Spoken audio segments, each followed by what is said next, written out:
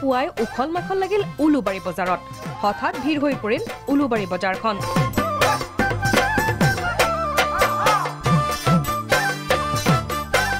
পিছে ভিৰৰ কাৰণ হল 28 কেজি ওজনৰ বৰালি মাছ আহিছে বজাৰখনলৈ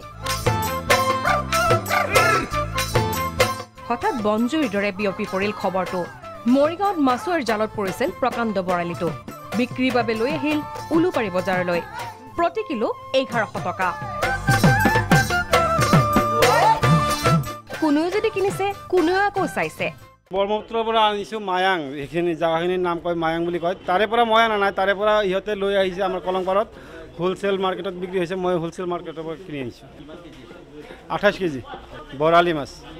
1100 কাটি 7 কিলোৰ অলপ কমে গৈছে ধৰিছে জালত ধৰিছে হয়তো ডাঙৰ জালতে ধৰিছে সৰু জালতে নহ'ব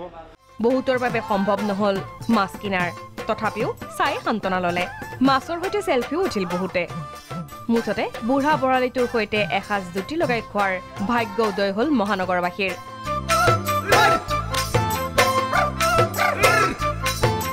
বিচিত্ৰ ৰাজবংশী ৰিপৰ্ট প্ৰাগ নিউজ